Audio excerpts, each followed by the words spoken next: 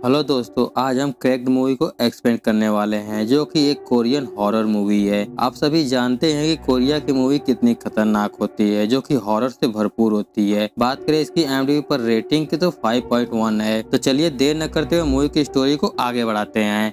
Movie की starting में हम न्यूयॉर्क सिटी को देखते हैं और इस मूवी की मेन कैरेक्टर रूजा को दिखाया जाता है जो कि किसी से फोन पर बात कर रही होती है और उससे पैसे मांगती है ताकि वो अपनी बेटी रेचल का आंखों का इलाज करा सके, जिससे कि आंखों में कोई प्रॉब्लम होती है और उसे धुंधला धुंधला दिखाई देता है। वो अपनी बेटी को अंधी होने नहीं देना चाहती है। रात को अपने पति को याद करके बहुत रो रही होती है जो कि उसके साथ अब नहीं होता है। उसे इस वक्त अपने पति की सबसे ज्यादा जरूरत महसूस होती है। तभी उसका दरवाजा नॉक होता है और वो जाकर देखती है तो उसके पिता का दोस्त सजाक आया होता है जो उसे वापस थाईलैंड जाने के लिए कहता है। उसके पुराने घर पर कुछ काम होता है। रात को वो सो रही होती है तो उसे कोई स्पीड हंट कर रही होती है और उसे वापस जाने से मना करती है, लेकिन वो अपने पुराने माँ के घर पर पहुंच जाती है। और रेचल की नानी का घर बहुत ही बड़ा होता है, साथ ही काफी डरावना भी होता है और यहाँ की एक नौकरानी दाई माँ होती है। तभी वहाँ पर सजाक आ जाता है जो रूजा को अपने साथ उसके पिता के स्टूडियो में जाने के लिए कहता है। रेचल भी उनके साथ जाना चाहती है लेकिन स्टूडियो में बच्चों का आना मना होता है, तो रूजा उसे दाई माँ के पास छोड़कर चली जाती है और वो स्टूडियो के अंदर जाने से कतराती है। उसके चेहरे पे साफ साफ डर दिख रहा होता है। फिर सजाक उसे दो पेंटिंग दिखाता है जिसको कि रूजा के पिता पैकर ने बनाया होता है। उस पेंटिंग में एक मॉडल होती है। रूजा उसे बड़े ध्यान से देखती है तो उस पेंटिंग में का सांप अपने आप ही मूव कर जाता है। फिर सजाक उसे बताता है कि इस पेंटिंग को तुम्हारे पिता के एक फैन ने करोड़ों में खरीदा था, लेकिन बाद में उसने ये लौटा दिया क्योंकि पेंटिंग के मालिक ने अपने परिवार को मार डाला और खुद को भी फांसी लगा ली। और उसने इस पेंटिंग के नीचे एक चिट्ठी छोड़ी थी जिसमें लिखा था कि वह इस पेंटिंग को उसके विधाता के पास भेज रहा है। और इस तरह यह पेंटिंग वापस आ गई, वो भी फ्री में। और दूसरी पेंटिंग को यहाँ पर संभाल कर रखा गया था क्योंकि रूजा के पिता उसे बेचना नहीं चाहते थे। और अब इन दोनों पेंटिंग को एक करोड़पति करोड़ों में खरीदना चाहता है, जिसको कि बेचने के लिए रूजा की मंजूरी चाहिए थी। इसीलिए सजाक रूजा को यहाँ पर बुलाया होता है ताकि वह इस पेंटिंग को बेच सके। तो रूजा कहती है कि इसके पैसे कब तक मिलेंगे। यह सुनकर सजाक काफी हैरान हो जाता है क्योंकि उसने सिर्फ पैसों के बारे में बात की। उसने ये नहीं पूछा कि उसके पिता की मृत्यु कैसे हुई थी। खैर वो बताता है कि उसके पिता ने यहीं पर एक बीम में लटक कर फांसी लगा ली थी। दूसरी तरफ रेचल के पास दाई माँ होती है जो उसके नानी दीपा के बारे में पूछती है। तो रेचल उसे बताती है कि नानी तो मर गई कैंसर से, जिसे सुनकर दाई माँ कहती है कि कैंसर से कि उन्होंने फांसी लगाई थी। तो रेचल बड़ी मासूमियत से पूछती है कि ये फांसी क्या होता है। तो दाई माँ उसकी बातों को काट देती है और कहती है छोड़ो जाने दो ये सब बातें। दूसरी तरफ स्टूडियो में सजाक रूजा को कहता है कि इस पेंटिंग में काफी दरारें आ गई है और उन्हें बेचने से पहले उनकी मरम्मत कराना होगा। और उसका बेटा इस काम में माहिर होता है जो कि सब कुछ संभाल लेगा। तो रूजा कहती है कि ठीक है, जैसा आपको लगे। और वो कहती है कि क्रियाक्रम के बाद वो इस घर को भी बेचना चाहती है, जिसमें वो उसकी हेल्प मांगती है। घर पर रेचल खिड़की के बाहर देख रही होती है तो उसके गले में कोई रेड स्कार्फ डाल देता है, जिसे पाकर वो बहुत खुश होती है। और उस रेड स्कार्फ को देखकर दाई माँ काफी टेंशन में आ जाती है और पूछती है कि तुमको ये किसने दिया। तो रेचल बड़ी मासूमियत से बोलती है कि उन्होंने ही अभी अभी उसे दिया है। फिर दाई माँ उससे वह रेड स्कार्फ ले लेती है धोने के बहाने से। फिर रेचल लेटी होती है तो उसे कुछ आवाज सुनाई देता है तो वह उस तरफ जाती है तो उसे वहाँ पर एक दरवाजे के अंदर एक व्हाइट कलर का कपड़ा फंसा हुआ दिखता है और वह उस कपड़े को निकालने के लिए उसके पास जाती है। तभी वहाँ पर रूजा आ जाती है और हम देखते हैं कि व्हाइट कपड़ा कोई अंदर से खींच लेता है। अगले सीन में रात को दाई माँ जंगल से होते हुए स्टूडियो के बाहर पहुँचती है और उस स्कार्फ को बांध कहती है कि हो सके तो उसे माफ करना। तभी वहाँ पर जोर से हवाएं चलने लगती है और स्टूडियो में किसी स्पीड का हाथ भी दिखता है, जिससे डरकर दाई माँ वहाँ से भागने लगती है। लेकिन वो रेड स्कार्फ उसके पैर में फंसा हुआ होता है जो कि काफी लंबा हो गया होता है। और यह सीन यहीं से कट कर होकर रेचल को दिखाया जाता है जो कि अपनी मॉम रूजा से पूछती है कि वो नाना की पेंटिंग क्यों नहीं देख सकती है। तो रूजा उसे बताती है कि वो पेंटिंग काफी डरावनी है, जिसको देखने के बाद डरावने सपने आने लगते हैं। फिर रूजा यहीं पर अपने पास्ट के सीन को याद करती है जिसमें वो अपने मॉम को देखती है और उन्हें याद करके रोने लगती है। रात को रूजा की नींद खुलती है तो रेचल उसके पास नहीं होती है और उसे ढूंढने जाती है तो रेचल नीचे टहल रही होती है। वह उसको आवाज लगाती है लेकिन रेचल बेड के पास ही होती होती है। तभी उसका पैर कोई शैतान नीचे से पकड़ लेता है, जिसे बचाने के लिए रूजा जाती है। तभी उसका दरवाजा भी बंद होने लगता है और उस दरवाजे के अंदर रूजा के हाथ कोई उंगलियां फंस जाती है, जिसे वो निकालने की कोशिश करती है, लेकिन उसकी उंगलियों की मांसपेशियां निकल जाती है। तभी उसकी अचानक से नींद खुल जाती है और ये उसका डरावना सपना होता है और रेचल उसके पास नहीं होती है, तो उसे ढूंढने लगती है और रूजा दाई माँ को भी रेचल को ढूंढने के लिए कहती है। फिर वह रेचल को ढूंढते ढूंढते रूजा उस स्टूडियो के बाहर पहुंच जाती है। तभी वहाँ पर एक कपड़े के पीछे उसे साया दिखता है कि जो उसके आगे धीरे धीरे बढ़ रहा होता है। तभी उसे वो हंट करने लगता है, जिससे कि रूजा के साथ साथ मैं भी यहाँ पर डर गया था, लेकिन रूजा किसी तरह करके वहाँ से बाहर निकल जाती है। इधर हम रेचल को जंगल में अकेले देखते हैं, जो कि घूम रही होती है। तभी उसे एक सांप काटने वाला होता है। तभी उसे एक लड़का बचा लेता है और वो रेचल को लेकर रूजा के पास जाता है और उसका नाम टिम होता है। दरअसल ये सजाक का बेटा टिम होता है, जो कि पेंटी की मरम्मत के लिए यहाँ पर आया होता है। फिर रूजा रेचल से पूछती है कि वो अकेले जंगल में क्यों गई थी, तो रेचल उसे बताती है कि वो अकेले नहीं गई थी, बल्कि उसे रेड स्कार्फ वाली आंटी लेकर गई थी, जिसे सुनकर वो हैरान हो जाती है और कहती है कि दोबारा ऐसी हरकत वो ना करे। फिर सभी घर के अंदर आते हैं, जहाँ पर दाई माँ के पैर में चोट लगी होती है और पूछने पर बताती है कि रात को वो कहीं गिर गई थी। फिर सभी लोग टिम को चाय पानी कराते हैं और टिम स्टूडियो में जाता है ताकि वो पेंटिंग की मरम्मत कर सके और उसे वहाँ पर रूजा की माँ दीपा का फोटोज मिलती है, जो कि काफी अजीब तरीके की फोटो होती है। उसे देखने के बाद वो उस पेंटिंग को देखता है, जिसमें कि काफी ज्यादा डैमेज आ गया होता है। दोनों पेंटिंग की आंखों में पूरी तरह से दरार हो गया होता है। फिर टिम रूजा के पास जाता है और उसे लेकर स्टूडियो में आता है।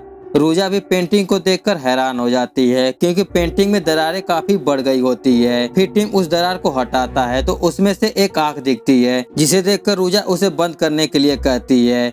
तो टिम उसे बताता है कि हो सकता है कि इस पेंटिंग में और कोई भी रहस्य छिपे हुए हो। यह एक बहुत बड़ी खोज हो सकती है, इससे आपकी पेंटिंग की वैल्यू और बढ़ जाएगी। पर रूजा उसे पहले जैसा करने के लिए मना करती है। तो टिम उसे एक राज की बात बताता है, आप इस पेंटिंग के आंखों को देखिए, ऐसा लगेगा कि इसकी नजरें आपकी पीछा कर रही है। फिर रूजा उस पेंटिंग के आंखों को इधर उधर से देखने लगती है, तो सच में उस पेंटिंग की आंखें उसका पीछा करती है। तभी वो आंखें एकदम से मूव कर जाती है, जिससे रूजा काफी डर जाती है और वहां से निकल जाती है। फिर वह घर पर आती है, जहां पर रेचल रूजा की बचपन की ड्रेस ट्राई कर रही होती है, जिसे देखकर वो काफी ज्यादा दाई माँ पर गुस्सा करने लगती है और कहती है कि इसे ऐसे गंदे कपड़े नहीं पहनना चाहिए और उसे सब कुछ अभी जलाने के लिए कहती है। फिर रूजा वॉशरूम में जाती है, जहाँ पर उसे अपना बचपन याद आता है। वह उस स्टूडियो के बाहर होती है तो उसके ऊपर ब्लड गिरता है, तो वह डर कर ऊपर देखती है तो उसे वहाँ पर एक मरा हुआ सांप दिखता है। तभी वो सांप प्रेजेंट टाइम में रूजा को उसके वॉश बेसिन पर दिखता है, जिससे वो डर कर गिर जाती है, लेकिन वो उसका एक वहम होता है। तभी जोर से रेचल की आवाज आती है,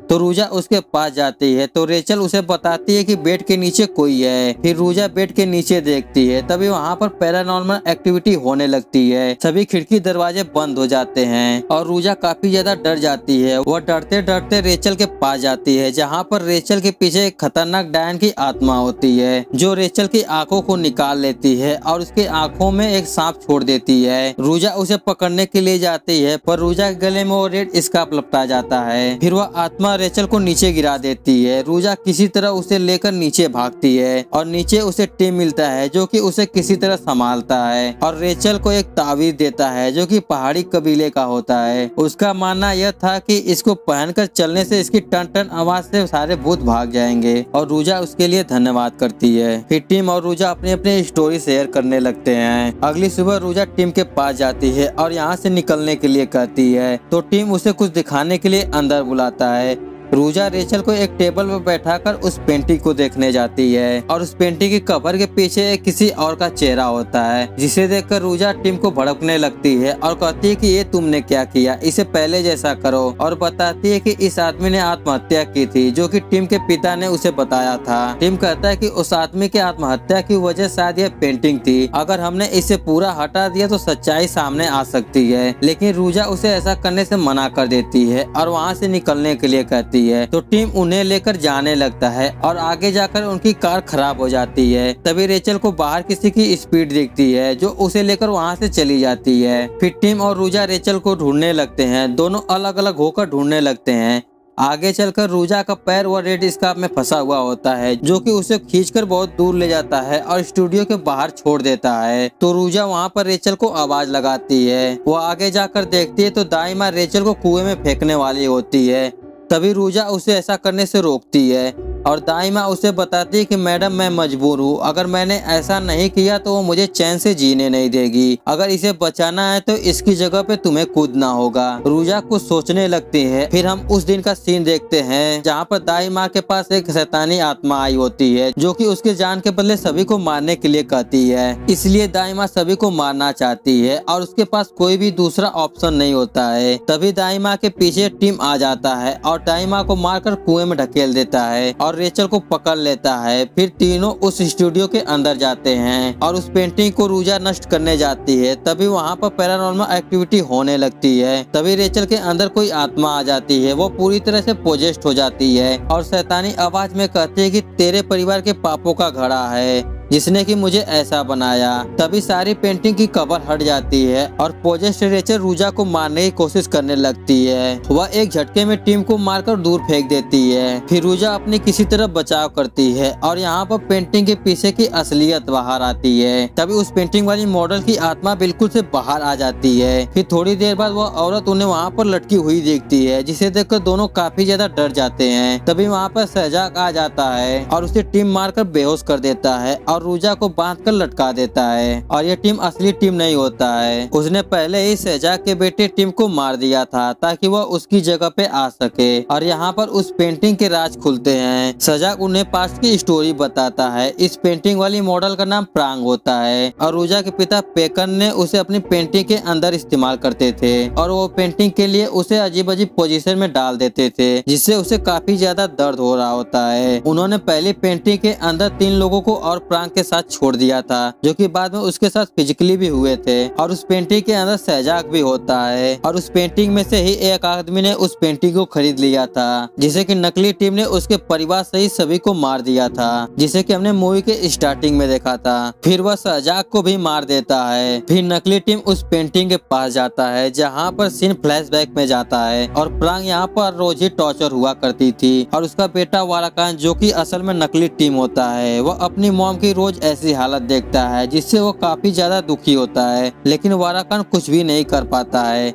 एक दिन वाराकान रूजा से मिलता है और उन दोनों की यहीं पर दोस्ती हो जाती है और रूजा की माँ दीपा को पेकन और प्रांग के अफेयर के बारे में मालूम पड़ जाता है। तो वो एक तांत्रिक की मदद से प्रांग के घर पे एक ब्लैक मैजिक का रिचुअल कराती है, जिसमें कि दाई माँ भी शामिल होती है। उस तांत्रिक ने रिचुअल के लिए मरे हुए सांपों का इस्तेमाल किया था। जब वहाँ पर रूजा आती है वाराकान से मिलने के लिए, तो यह सब देखकर वो काफी ज्यादा डर जाती है और वहाँ से पीछे की तरफ भाग जाती है और उसके पीछे वाराकान भी आता है मदद के लिए। लेकिन रूजा की माँ उसे उसकी मदद करने के लिए रोक देती है और कहती है कि प्रांग और उसका बेटा बुरे लोग हैं, वो लोग शैतान की पूजा करते हैं, हमें उनकी मदद नहीं करना चाहिए। और छोटी सी बच्ची रूजा यही करती है। खैर अगले सीन में पेकन प्रांग को बांधकर लटका देता है, जिससे प्रांग को काफी ज्यादा दर्द होने लगता है। वो तड़पने लगती है, लेकिन पेकन पागलों जैसी उसकी पेंटिंग बनाने लगता है और ये सब रूजा बाहर से देख रही होती है, जो कि घूमते टहलते यहाँ पर आ गई थी। तभी वहाँ पर वाराकान भी आता है और अपनी मॉम को बचाने की कोशिश करने लगता है। और यही दूसरी पेंटिंग होती है जिसमें कि कोई बच्चा अपने मॉम को बचाने की कोशिश कर रहा है और यह नकली टीम वाराकान ही होता है। और वो रूजा से यहाँ पर मदद भी मांगता है, पर रूजा कुछ भी नहीं करती है। थोड़ी देर बाद रूजा की माँ दीपा भी वहाँ पर आती है और सब कुछ देखती है, लेकिन वो भी कुछ नहीं करती है और रूजा को लेकर हमेशा हमेशा के लिए न्यूयॉर्क चली जाती है। और यहाँ पर प्रांग तड़प तड़प कर मर जाती है और उसकी बॉडी को सजंग और दाई माँ मिलकर उस कुएं में फेंक देते हैं। साथ में वाराकान को भी उसी कुएं में फेंक दिया था, लेकिन वाराकान वहाँ से किसी तरह बच गया था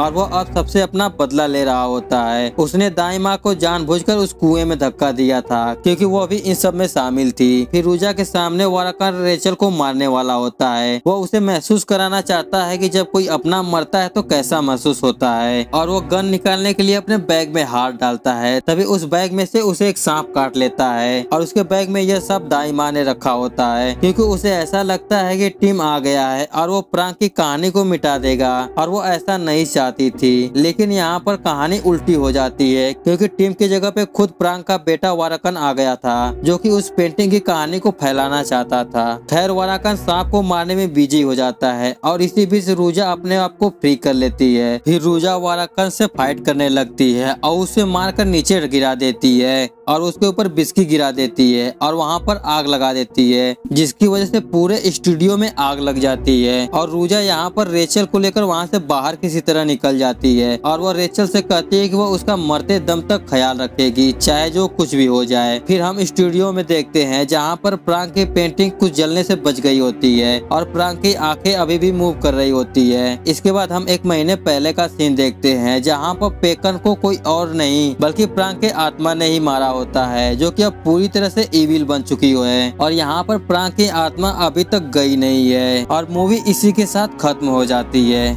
तो दोस्तों ये थी द क्रैक मूवी की एक्सप्लेनेशन। आपको एक्सप्लेनेशन अच्छा लगा तो वीडियो को लाइक करें और ऐसे ही एक्सप्लेनेशन वीडियो देखने के लिए इस चैनल को सब्सक्राइब करें। चलिए मिलते हैं नेक्स्ट वीडियो में, तब तक के लिए गुड बाय।